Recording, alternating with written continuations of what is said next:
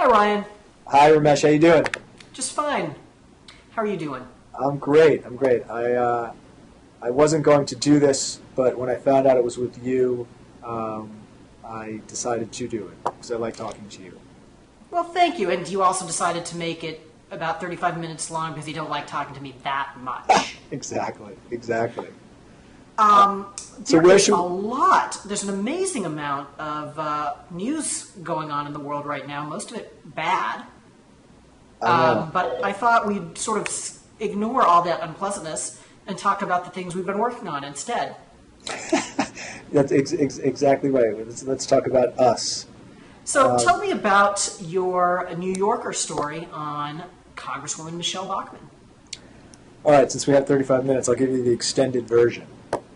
Fair enough. You know what? This story actually, huge scoop here for blogging heads, this story actually started out as a Herman Cain profile. Remember that first debate, South Carolina? The breakthrough... Right. The breakthrough candidate that night was Herman Cain. And I thought, like everyone else, who is this guy? Where does he come from? What's, right about him? Well, looked into him a little bit and then realized that the whole Cain phenomenon probably wasn't really going anywhere. But of course, after the second debate, the breakthrough performance was by Michele Bachmann. And you had the polls to back it up, and that's when I decided to write about her instead. And I was sort of shocked, Ramesh, when she did an announcement tour of the early states, Iowa, New Hampshire, South Carolina, and basically after the first leg, after the Virginia, Dulles Airport to Iowa leg, all of the reporters got off the plane and stayed in Iowa. And so the only press corps to travel with her from Iowa to New Hampshire to South Carolina and back to Virginia was the New Yorker, Pajamas Media, and a French writer from AFP. So I sort of had this story and this campaign to myself for 4 days, which, as a journalist, you can't, it's very hard to get that. So that's sort of how it started. It started with on the trail, reporting, writing about her, watching her speak, watching her campaign in action in its first earliest days. And then I started to read, everything I could about her. And I started to realize that there were a few people she cited over and over again as important influences on her life. And that's when I decided that, the piece wouldn't just be a sort of on-the-trail campaign piece, watching her out there, but it would be more of a, let's understand who these people are and how they influenced Michele Bachmann. And that's sort of the backstory to how the piece got off the ground. Have you had a chance to read it? I have, yes. Okay. And that it does read as a kind of account of the intellectual influences on Michele Bachmann. And some of the names that you mentioned, notably Francis Schaeffer, are people who are pretty familiar to people in the evangelical world and somewhat familiar to people in the conservative world. But other folks that you talk about, I confess that I myself had never heard of. Yes, Schaeffer is often credited with pushing a whole generation of non-political, apolitical evangelicals into becoming much more political and getting active, and specifically on the issue of abortion. He's a fascinating character, and just one of the most unique people I've ever sort of read about. He's a product. Francis Schaeffer is a product of these wars within Presbyterianism in the 20s and 30s, where there were lots of splits, and he and others were constantly fighting with each other over who had the sort of more biblically pure strain of Presbyterianism. And eventually he joins a missionary, gets sent to Europe, and it's in Europe that he starts to get really interested in art history and philosophy and the history of Western culture. was exposed to it in a way that he wasn't exposed to it in the States. And he starts developing this sort of Christian critique of Western culture, or a sort of history of Western culture with an emphasis on the rise and fall of Christian thought. And he sets up this mission in L'Abri in Switzerland, there in the mountains, just kind of away from it all. I didn't get into much of this in the piece because it wasn't quite germane. But in the 50s, and especially in the 60s, L'Abri becomes a kind of, a place where hippies and people trying to find themselves would wander through. Bob Dylan never went there, but he was supposed to go there, but he couldn't make it. There are all these sort of apocryphal stories about movie stars and countercultural types of the time getting into L'Abri. Francis's son, Frank, we can talk about in a bit if you want, he tells a story about how I think it was Jimmy Plant and Eric Clapton were reading Francis Schaeffer's books. So he had this reputation as an evangelical who could reach counterculture youth. And that was how he got really popular in the States for other evangelical leaders who felt like they weren't reaching the young people of the 60s, seized on Schaeffer and his sort of way of talking about the Bible and Christianity. Anyway, fast forward a little bit. He and his son decide they're going to do a 10-part documentary series about Francis Schaeffer's, view of the world. They get money from the Hunt brothers and from the DeVos family, with Jones Amway. You there, Ramesh? Yeah, I'm sorry. Sorry. And they make this, pretty extensive series that at the time was a response to the documentary series Civilization and the documentary series, the Carl Sagan Cosmos series, sort of a Christian version of those, what they would consider secular humanist interpretations. And about it, at least the way his son tells the story, who directed the movie, about halfway through the writing and production, the Roe versus Wade decision comes down in 1973. And that was a sort of had a radicalizing impact on Schaeffer that actually shows up in the movie. The second half of the series is very much concerned with abortion, with the government, with what Schaeffer would call, a country that's handing over its leadership to what he called an authoritarian elite. And in my opinion, and frankly this is what I wrote about, becomes fairly conspiratorial in the second half. And the sort of iconic image in the first half of the movie is this kind of weird-looking guy, Francis Schaeffer, with his white goatee and these, these mountain knickers, and he wears this big suede shearling coat.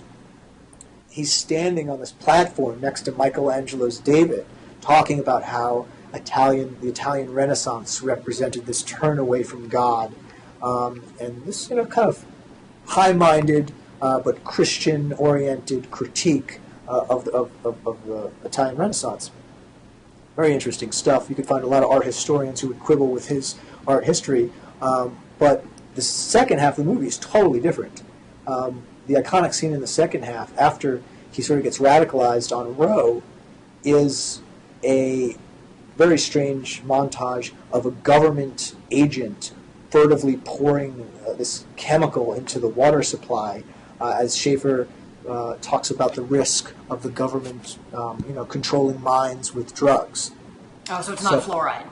It's not fluoride, but look, I've been looking at some of the criticism from folks on the right and from evangelicals, and that long, probably too long description of who Francis Schaeffer is didn't all show up in the piece, and I mostly emphasized a sort of quick summary of the movie, but did talk about this sort of conspiratorial turn it makes. And I think that's upset a few people out there in looking at some of the coverage. Well, Schaeffer's political significance, it seems to me, and I haven't done as much study of him as you have, is that he brought into the pro-life movement a lot of Protestants, where it had really been a very Catholic Absolutely right. movement, and it had been considered, just sort of this Catholic thing Yes. that Protestants and evangelicals were not really interested in. And I mean, up until I suppose if Bachmann becomes president, then I think you'll have to say that his political significance is more extensive than that. But that I think was a really important change in American politics. I guess one of the criticisms I've seen of your piece, Ryan, is that really, I mean, I've seen a number of the critics on the Schaeffer stuff, but the thing that people seem to have zeroed in on is is the question of whether he did or did not advocate the violent overthrow of the government. Yeah. So you have to read a Christian manifesto carefully, and you have to read the chapter on the use of force. It's probably I should probably write about this. There's been a lot of static about this issue. And so there's two sources for this. One of those sources is I think clear and simple, and everyone can agree on. The second source is controversial, because the second source is his son. So in a Christian manifesto, and I don't have it in this office, I have it in my home office, he talks about civil disobedience, as a lot of people are pointing out. But he talks about things, he sequences things, right? So the chapter is called the use of force. And I saw one critic who's saying, oh, he didn't mean force as in force. And that's just wrong. He means force as in violence. And he talks about the American Revolution. And he goes through a whole description of the sequence of events leading to the American Revolution. And I agree, he's a little roundabout in the way he makes this point, but the point is there, that if you do this, if you protest against abortion and acts of civil disobedience don't lead to the proper results, that in his words there is a quote-unquote bottom line. And once that bottom line is reached, then that's the point where people actually have to resort to violence. Frank Schaeffer, his son, does not mince words about this at all, and will tell you that at the end of his life, his father was comparing the United States to Nazi Germany and Stalin's Soviet Union, and was calling for the violent overthrow of the American government. Right. It should probably be mentioned here that the son has had a pretty strong change of heart about some religious and political matters. Yeah, I'm not sure he's not pro-life anymore, but you're absolutely right. I mean, he's not a man. He doesn't consider himself part of the movement in any way. He's become a major critic. And look, I took that into account. I mean, I was selective in the quotes I took from Frank, because I didn't want him to be the only voice in the piece telling who Francis Schaeffer was. But at the same time, Ramesh, he knows his father quite well. He made the movie, and if he is to be believed, he is the person that literally radicalized his father on the issue of abortion. Frank, in one of his books, he tells a story of confronting his father and saying, Dad, you've been talking about this whole history of Western culture leading up to this point where government is going to do all these awful things. And look, it just happened. The Supreme Court came down with this decision. We've got to, that's got to be our issue. Mm-hmm. So anyway, I understand that Frank is controversial. I understand that there are people on the right who are very upset that he's turned against a lot of the views of his father, but that doesn't mean that he is not an important witness for... Oh, no, I don't mean to suggest as much. I was just trying to provide a little bit of context for... no, fair enough. For that characterization. I guess there are a few questions that I have of... that I'm just interested in what your take on is, having read that article. And one thing that's really been on my mind in terms of the Republican presidential primaries this time is, to what extent does Bachmann become a kind of evangelical candidacy in the same way that Mike Huckabee was? Huckabee's campaign, Huckabee actually made a big point of trying to get fellow evangelicals to vote for him because he's an evangelical. And Bachmann has seemed so far to try to avoid that kind of campaign identity in favor of a kind of more, shall we say, ecumenical kind of Tea Party positioning. But I think a few stories outside the control of the Bachmann campaign, including yours, and also some of the stuff about gay reparative therapy or whatever they call it that her husband engages in have had the effect of maybe defining her a little bit more as an evangelical candidate, which, I mean, if that is to fully take effect, I think has a lot of implications for how this campaign unfolds. And I just wonder what your thoughts are on that. Well, I think that there's no doubt where she comes from and the kind of activism that she was engaged in and the issues that that pushed her into politics. And those are federal education standards, which she found were pushing, as she put it, quote unquote, an anti-biblical worldview. Then later, well, really her whole life, but she never did a whole lot in the legislature on the issue, but abortion, very important.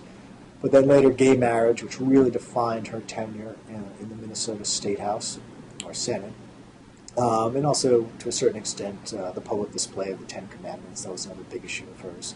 So she's never really made a big name for herself in Minnesota as an anti-tax candidate. That was certainly there, and she was supported by the anti-tax groups in Minnesota. But she was a social conservative and defined herself by fights on gay marriage, abortion, right, the Ten Commandments. Right, but I mean, if you look at Huckabee I'm sorry. But so the transition you're talking about now, I think is it's true. It's true, except when it's not. So, look, she's being a smart politician. She's got some very capable campaign people around her, and they are emphasizing messages that are important to her to woo groups that aren't in her corner already. But if you look at the steps she was taking in Iowa before she officially entered the race, and specifically look at her speech at the Rediscovering God in America conference this spring. That was not a speech about economic issues. That was not a speech about taxes. That was a speech about Michele Bachmann's long journey in the pro-life evangelical world, starting with her born-again experience, right, talking about Schaefer, talking about Oral Roberts, through her fights on gay marriage, all the rest. So so when I see her give a stump speech and talk about the Tea Party and TARP and economic issues, I wouldn't say that she doesn't believe that stuff. She surely does, but she's emphasizing a set of issues that resonate with a group of voters she's trying to add to her coalition. She's already got the other folks there. And Huckabee did the same thing, right? He had people on the ground in Iowa sending out these kind of obnoxious emails hinting about Romney's hinting about Mormonism, and there was a sort of low-level grassroots rallying of the evangelical community in Iowa, rather than Huckabee getting up there and making it the lead of his stump speech. Although, he did do that as well. When you look at his Family Research Council speech in late 2007, which really sort of, I think, launched him into the top tier, where he's talking about how we need leaders who speak the language of Zion. Which is not only... That's a good point. And the thing that's where I think Bachmann's campaign is a little bit smarter is one of the effects of the kind of message Huckabee had was that people who, based on your issue positions, ought to be naturally part of your constituency, which is to say Catholic social conservatives, are turned off. And the exit polling made there wasn't anything explicit in the exit polling that made it obvious, but it looked pretty clear to me that Huckabee had zero appeal to Catholic conservative Republicans. The problem, part of my grand theory of the Republican primaries is that there is always an audience among evangelicals, not all of them by any means, not even necessarily a majority, who want a kind of evangelical identity politics candidate, and they can really launch that candidate who decides to fill that niche, but that candidate can never actually be the nominee. And I guess one of these other questions that I've always had about Bachmann is, does she actually think she can be the Republican presidential nominee? Because there's always been the cynical interpretation for months and months before she got in. You were hearing people, particularly sort of, let's say, Republican establishment people, suggest that the filing deadline for running for the House in Minnesota is late enough that if she loses, she can always keep her seat, and meanwhile, she's built up her national fundraising base. She's built up her national profile. So this is a no-lose proposition. And then there's the question of whether she really does think she is sufficiently charismatic. The moment is ripe for somebody like her, and she actually could be that nominee. Yeah. On that, because that's a great question. I guess I kind of think that all of these folks sort of convince themselves they've got it. Exactly. And once you're on the cover of Newsweek, bad picture or not, and once you have major magazines writing, lots of words about you, and the cable news chatterers obsessed with your candidacy, and you have the insider press saying this person could win Iowa. Man, I mean, think about it, Ramesh. Think about if someone said that you might win the Iowa caucuses. You start to think, okay, I could actually be president here. So I think at a certain point... and all the people around you have an incentive to tell you exactly that you can really make this happen. And from her perspective, she's got, this woman who was in the state Senate a few years ago. Well, one, she must look at everyone must look at Barack Obama and say, hey, that guy could come out of the state Senate, come out of nowhere and be president. The bar's a lot low. The bar for entry is a lot lower now. She's got Ed Rollins, who reelected, or at least was the campaign manager of the reelection campaign for Reagan. I think very quickly you start to think of whatever the reason is you got into the race. Yeah. You could see how it could snowball, and you could start to think, wow, I could pull this off. I could see how I can get from point to by the way, I haven't heard anybody talk about the Newsweek cover story on Bachmann. I've heard a lot of people talk about the Newsweek cover. Oh, yeah. Okay. I thought you were being facetious for a second. Yes. Yeah, that's a good point. I'm not even sure I know anybody who's read it. I mean, I suppose you probably have. But everybody's talking about that, the crazy eyes. Yeah. The piece was I don't want to say anything about the piece. I think it was good. I had an interview with Bachmann. I learned something from it. Yeah, you're right. It hasn't. There's nothing really that popped out of that piece that's given a lot of attention. In some sense, I'm feeling a little bit for Lois Romano, the author of that piece, because I had a similar situation a number of years ago where I wrote a piece that got totally overshadowed by a cover, and it was a little. It was kind of a tough week. I spent a lot of time on a piece about Barack Obama, and we put what I always thought was a great cover. A picture of Michelle and Obama in the Oval Office doing a fist bump, dressed like radicals. And do you remember? Oh, right, I remember that. Yes. Yeah, that cover caused a little controversy, and I had the piece inside the magazine that nobody really read because everyone was talking about the cover. So I feel for Lois a little bit on this. Well, let's talk a little bit about Obama. Wait, can I ask you one question though, Ramesh? Yeah. About there's one point I make at the end of the piece is that. One of the interesting insights from the last Pew, they do this every 4 years. They do a big study of the electorate.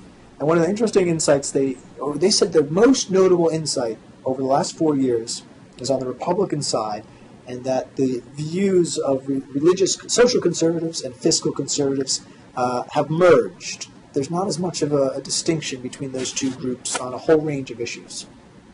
And I'm quite confident this is something that you've thought about and perhaps can help me understand a little bit. Well, right. I mean, in a way, it's kind of the success on the ground of the Fusionist project that the magazine I work for, National Review, began in the mid-1950s. I didn't even know it had a name, the Fusionist project. So it's a long time coming, really. This is something Buckley actually discussed way back when. Yeah, well, I mean, Frank Meyer, one of the founding editors of the magazine, was sort of the leading theoretician of this idea. It was an attempt to kind of create an intellectual rationalization, let's say, although I should probably find a less pejorative word, for the alliance between social and economic conservatives. And the notion back then was that you would use libertarian means toward traditionalist ends. Uh-huh.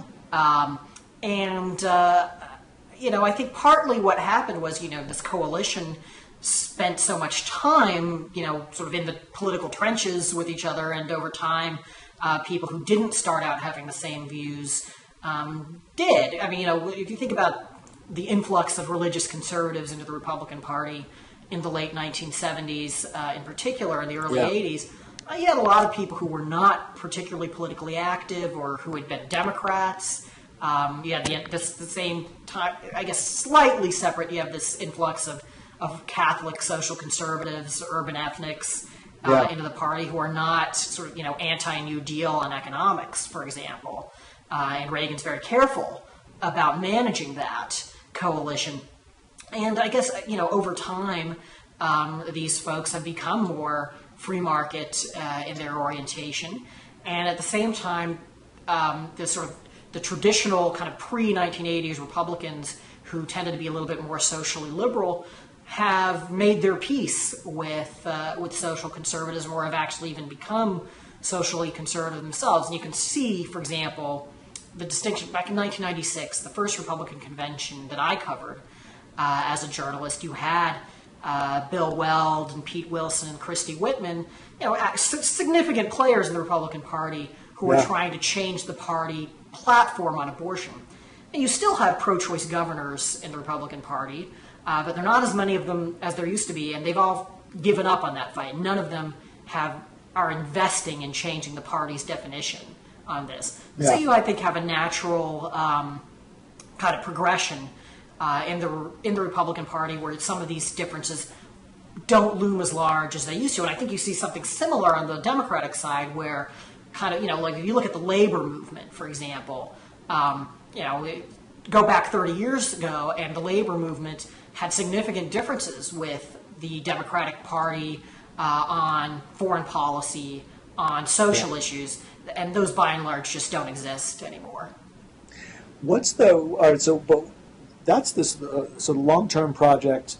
But what is unique about the last 4 years that got Pew to detect this kind of merger just over the last few years? Is it the rise of the fiscal issues as the sort of unifying issue for Republicans right now?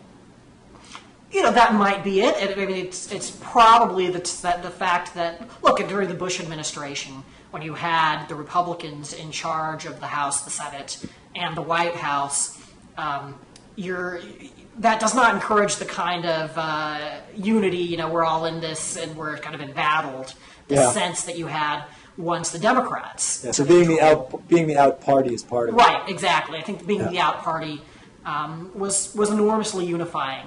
As it was in 1993 and 1994, and I think that's and not just being the out party, but if you think back to the end of 2008 and the beginning of 2009, conservatives felt so far out. Time Magazine was running cover stories on the death of conservatism, or excuse me, the extinction of the Republican Party. I guess it was Sam Tannenhouse who was writing books about the death of conservatism. In my years at the New Republic, we had I'm sure we had at least a half a dozen covers on the conservative crack-up. Right, yeah, well, and there was I think there was a little bit of a kind of hang together or hang separately tendency. And then there was also, it's funny how in 2009, there was such a movement of public opinion rightward on a whole range of issues. Self-identification as pro-life, views on gun control, is the government too large, that kind of thing. And some of that, you can see how the stimulus might make people, and the debate over healthcare might make people think that, well, maybe the government's getting too big. But it's kind of, it's a little bit less explicable, this rightward shift on other issues, except as, well, gosh, liberalism just seems to be totally in control at this moment. Yeah. Got it. But, as I think you've read, we were talking a little bit earlier before we actually started recording about my piece in Bloomberg View. Yeah, I like this piece quite a bit, Ramesh, because it's very clarifying. Yeah, you know what, and it's about sort of the theory of the 2012 race and whether it's going to be a kind of a referendum election or a choice election. Yeah, so explain those two. Explain the referendum versus a choice. And Sure. Well, classically, when you've got an incumbent running for president again, running for re-election, the race is a referendum on how good a job he's done and his record. And the classic case is 1980, where Carter's running for re-election and the Republicans frame it successfully as a referendum election. Are you better off than you were 4 years ago? Right. And that is the way, for example, George H.W. Bush in 1992, he basically loses because that question is turned around on him in 1992. But I wrote this article, this column, because I was reminded of a conversation I had with a top-level George W. Bush strategist in late 2003, where he was arguing that this race, the coming race, 2004, was not going to be like that at all. Yeah. Because in a newly polarized America, both parties had floors below which they wouldn't fall, and ceilings above which they wouldn't rise. And in that context, the campaign was never going to be just a referendum on the incumbent's record. It was really going to be a choice. And even if the public wasn't going to be convinced to be wildly enthusiastic about the incumbent's record, they could still, that decisive group in the middle, the small group in the middle, could be convinced that maybe they're not in love with the incumbent's record, but they still prefer him to the challenger. And that's essentially what happened. And the Democrats, I'd be interested just to compare notes with you on this, but I remember vividly a rally kind of activists during the Democratic Convention in Boston in 2004, where I forget who else was there, but I remember Stan Greenberg and James Carville were basically saying, look, the public has made up its mind about George W. Bush. He has lost this referendum. Our job is to be, they may not have put it in exactly these terms, but our job is to be an acceptable alternative. And if we make that sale, we've won this election. Yep. And they didn't, right? That wasn't, I think, they set the bar for themselves in a way too low. And I think right now we've got the same situation in reverse, where Republicans think the situation is so bad economically that this is going to be a referendum on Obama's presidency and his economic record. Yeah. And the Obama folks are going to try to make this a choice and say, look, even if you're not sort of even if you don't think of Mitt Romney, say, as a wild-eyed radical, who's just sort of totally unacceptable, who doesn't pass the threshold test of being presidential, you still don't want the kind of entitlement cuts and fealty to big business and so on. You prefer the Democratic platform to the Republican platform. And I think, that first of all, that's pretty much the only place Obama can go. Yep. And second, I think it has more of a chance of success than Republicans are thinking, because when I look at the poll data on Obama, I see, again, him moving in a pretty narrow range, and he does seem to have, no matter how bad the economy is, he does seem to have a pretty high floor. Yeah. Well, so one of the things I liked about the piece was it sort of provided the strategic or more high-minded explanation for Ben Smith and Jonathan Martin's excellent piece this week reporting out how they're going to turn Mitt Romney, if he's the nominee, into a weirdo. And you sort of provided the kind of numbers and background about why that's the only strategy these guys have, right? Is to disqualify their opponent. So you have to go negative. You have to do what Bush did to Kerry. Obama now needs to do that to Romney if that's the nominee. The other thing I liked about it is the number you pointed out, this range, 44 to 51, hadn't seen that before. That Obama basically, since the honeymoon, hasn't gone below 44% or above 51. He's just bouncing around in this extremely narrow range, which tells you that, again, country's pretty polarized. But so the implications for this strategy are interesting because Obama, as you know, has spent his entire political career defining himself as a politician who does not go negative, who does not engage in the politics of personal destruction and all that stuff, right? So, well, yeah, absolutely. That was part of his appeal in 2008. Although there were also pretty strong attacks on McCain. There were some strong ones on Hillary. Of course, a lot of it was outside groups allied with the campaign, but not Barack Obama personally. They tried to do it subtly, but doesn't that? Bush could do it. I don't think nobody ever. Bush was never a Boy Scout. He surrounded himself with some tough people from day one.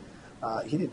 I guess he did in 2000 run a little bit on the politics of personal destruction. Uniter, not a divider. That's true. That is true. So I guess he did make he made the transition from uniter, not a divider to politician who but nobody runs for re-election that way. So you're saying it won't be hard for Obama to do this? I do think the question of how you go negative matters. Yeah. I mean, assuming that Mitt Romney is the nominee, which is that don't. Your bet? You don't assume that, okay? I don't assume that, but that was the Politico story you're mentioning talked about how Obama would go negative against Romney as weird, and it seemed to me, look, you can very easily attack Romney as kind of out of touch. Based on, number one, he has no real jobs program. Number two, he's never demonstrated any political appeal to people who aren't rich. Go back and look at the exit polls from the Republican primaries in 2008. You'll see that. So you can attack him that way. And he does seem to be a little bit awkward in dealing with people on the campaign trail. So you can do that attack on him. You can do a more sort of policy-based attack, sort of attacking using the Paul Ryan budget plan to attack him. This weirdness attack, I don't think makes sense except as a way of bringing up Romney's religion. I mean, you think it's code? I don't think he's all that for weird a that person, really, once you take away the fact that he belongs to a minority religious group. So you see that as code? I do, and I think it's sort of unnecessary in the sense. I mean, leaving aside the morality of it, which presidential campaigns usually do, the fact is, look, if he's the nominee, he's the first Mormon major party nominee. The issue will be out there anyway. I think it does have the potential to do some serious damage to Romney among independent voters and among base Republican voters to a lesser extent. But I don't see why the Obama campaign would want to raise it. I mean, there'll be plenty of opportunities for Time Magazine or 60 Minutes to do pieces on inside the Mormon Church in a way that will make it seem deeply weird to a lot of people. Yeah. But it doesn't make any sense to me as an overt strategy, let alone one that you telegraph a year in advance. As someone who just spent a lot of time looking at what Michele Bachmann believes and how her religious beliefs relate to her political beliefs, I don't necessarily see the same correlation with Romney and his Mormonism. I've never really seen him speak about how his Mormonism guides everything he does politically in the same way that Bachmann has. Am I wrong about that? Well, and if you go after him for the Mormonism, if that's your sort of overt and I don't message, even mean going after him. I mean just genuinely, it's fair. Well, I mean, but you're raising. I think you're sort of getting to a problem here in this line of criticism of Romney, which is that he doesn't have a reputation as a conviction politician. Exactly. Right? So, if you're going after Bachmann and you want to go, well, she's got all these crazy ideas and so forth, you start out with this pre-existing understanding on the part of everybody that she believes these ideas are important to her. Yes. But you don't Romney's necessarily have that. That's not his great strength. Yeah, so you can't, I think, simultaneously attack Romney as he doesn't believe anything and he's this crazy Mormon. Yeah. And of course, there's all sorts of opportunities for overplaying your hands and inspiring a backlash that I think would be largely legitimate if you play around with this kind of religious argument. So all right, so sticking with Romney, and because I'm fascinated, I've long been fascinated with the ups and downs that Romney has gone through with the conservative movement. So now I'm just going to be using you as a spokesman for the whole conservative movement. What's the current, if you had to distill the current thinking about Romney, what is it? Because I remember reading NRO in the last cycle, and there was a lot of love for Romney back then, and after Obamacare, there was a pretty sharp turn against him, it seemed. What's not just your view, but what are other conservatives now whispering when reporters aren't around about Mitt Romney? Well, look, I mean, I think I don't think there is love for Romney. I mean, but I do think that Republican elites are preparing themselves, and conservatively, it's for a marriage of convenience, rather than of love.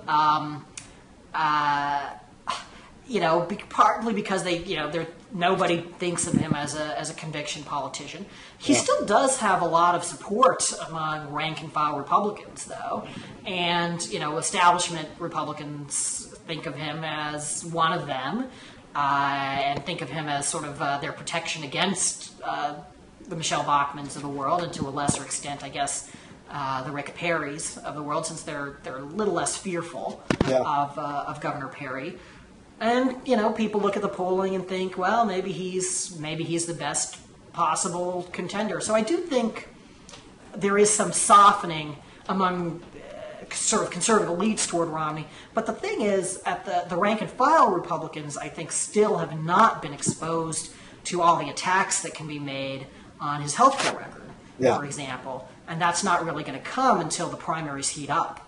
Until you really have ad money being spent on his healthcare record, and so you could have the situation where the elites and the grassroots of the party are going in two separate directions on Romney. On the other hand, you still have to look at this field and wonder who else could take it away from Romney at this point. I mean, and I think Perry may be the only who is that person. right now? So let's roll out Bachmann. He's getting such a late start. I mean, I guess one thing that strikes me about the Republican presidential primary is that nobody significantly to the right of the center of gravity of the party has gotten the presidential nomination in 28 years. Yeah. So, let's see. And somebody like Michele Bachmann, you'd have to go quite a distance to the right. You'd have to go to Goldwater. You'd have to go back to Goldwater. Yeah, right. And I just have so I have a hard time seeing that. And I think even Perry, in a way, would although being the governor of Texas would certainly help. I mean, the thing that really strikes me about Rick Perry is that George W. Bush went to great lengths to kind of soften his image in 2000. A lot of compassionate conservatism, whatever. I wasn't thrilled with it at the time. But I understood it as a way of softening the edges of a Christian conservative from Texas. Yep. And Perry doesn't seem to feel the need to do anything like that. And maybe the sort of the Tea Party. But I think I know why. I mean, you hit it there. Remember, my recollection of the period from 1998 to 2000 in the Republican world was post-impeachment, post-98 midterm elections. The lesson was, wow, we really fucked up. And it's also the post-Newt Gingrich government shutdown. So Gingrich's resignation, the whole Bob Livingston thing happening. It was a mess, right? The Republicans in Congress were just discredited, and the 94 revolution had stalled. That's coming from 2010. But if you look at the polling, the Republicans are now even less popular than they were during the post-impeachment period. And yet the lesson is the opposite. Right? Well, I mean, partly it's because Republicans took the lesson from the Bush years that the reason everything fell apart is that Bush made too many compromises. Too liberal. That he was too liberal, right? And I think this is a wild misreading of what happened, but it's a comforting misreading of what happened for my fellow conservatives, and there are sufficient elements of truth in it that it's been remarkably dominant in the Republican Party from top to bottom, and so I mean, if that's your theory, I mean, if you want somebody, I mean, if you think the secret to success, to moving the country right, is to nominate the guy who is sort of the pure expression of kind of the Republican id, well then, get the guy in the cowboy boots, who's totally unapologetic about being a conservative without any prefixes. I mean, for someone who has not paid attention to Perry as governor of Texas much at all, the snickering you hear, and maybe this is unfair, is, if you wanted to invent someone who is a caricature of George W. Bush. In other words, George W. Bush probably wasn't quite the caricature that the left made of him as far as this, dim-witted Texan who talked funny and walked funny. But there's this view of Perry that he's sort of like the embodiment of that caricature of Bush, which is if the Republicans go with that, with a Republican, a Texas governor, it's sort of mind-blowing, right? After the Bush years, to go back to that well. Am I wrong about that? Am I misreading this?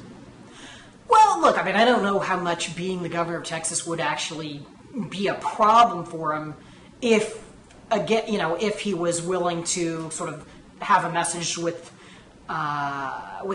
appeal beyond Texas. The joke in liberal circles is, his campaign slogan will be Rick Perry, because how much damage could a governor from Texas really do? Yeah, I do wonder about his electability in a general election. Partly for that reason, and and also for other things like the loose talk of secession. I am sort of hoping, having read your piece on Bachmann, to get a real debate going between Perry and Bachmann about their views on secession from the Union.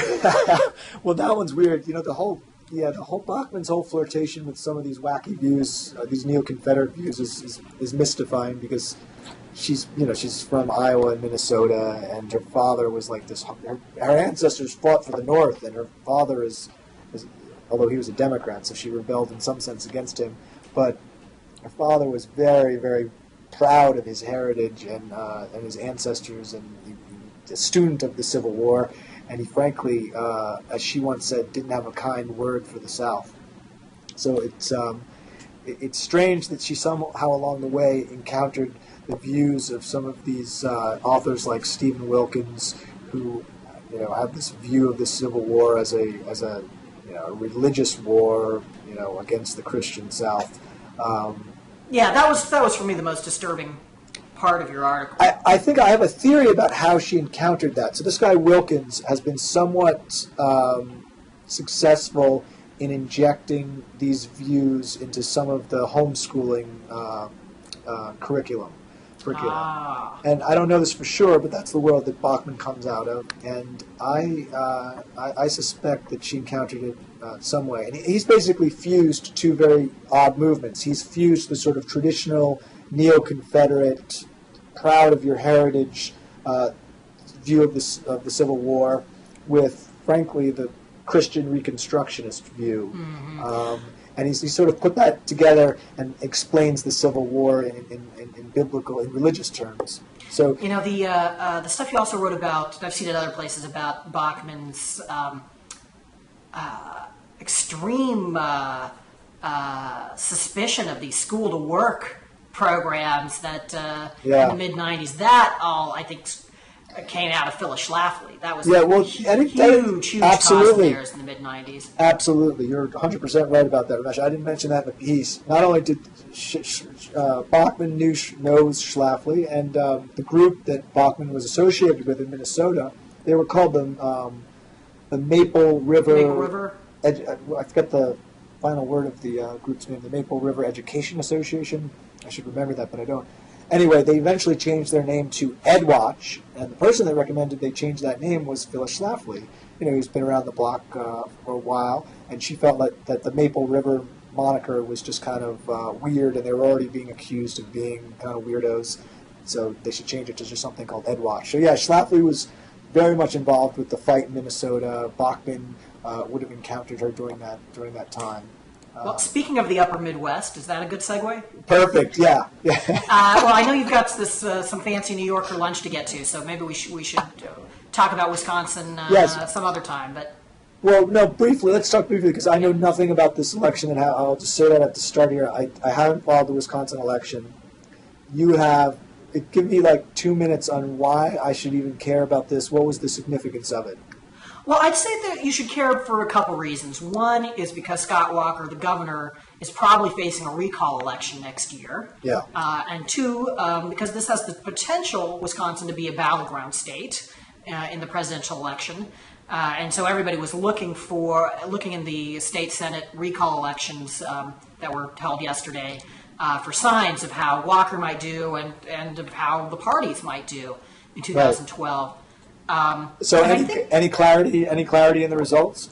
Well, I think I think that you've got to throw out one of these state senate races because look, the overwhelming issue was this anti-collective bargaining in the public sector law that the Republicans pushed through a few months ago in Wisconsin. But one of the Republican state senators who lost, and they lost 2 seats where the Democrats needed to pick up 3 to take the state senate, was this guy who left his wife for a 25-year-old capital aid, and I think that sort of makes it harder to read a great significance into his loss. Yeah. I think one of the other races, Sheila Harsdorf, Henry Olson at the American Enterprise Institute is a really, I think, quite good election watcher, was saying beforehand, look to that race because the whole collective bargaining fight and the Paul Ryan budget have really hurt the Republicans among blue-collar whites, who were the key swing constituency who moved to the Republicans between 2008 and 2010. And if she has a rough time in that seat, that'll be a sign that Republicans are facing serious trouble with that constituency in 2012. And the good news for Republicans yesterday was she didn't. That group was voting closer to their 2010 preferences than to their 2008 preferences. And I think that's going to be a really critical group for Obama to try to win some of them back and for Republicans not to let that happen. And it could be, in fact, the very same people because Wisconsin which moved very heavily rightward, and Minnesota in a somewhat more ambiguous way in 2010. I think those are both states that Republicans have long had their eye on as places that could flip, even though they have a pretty disappointing electoral history for the Republicans. Got it. All right. Now I understand. All right. Well, now we're both enlightened. So. Well, thanks for indulging me on a long explanation of Francis Schaeffer. And, this was delightful, Ramesh. We'll do it again. Sounds fun. All right. Take care. Take care. All right. Bye.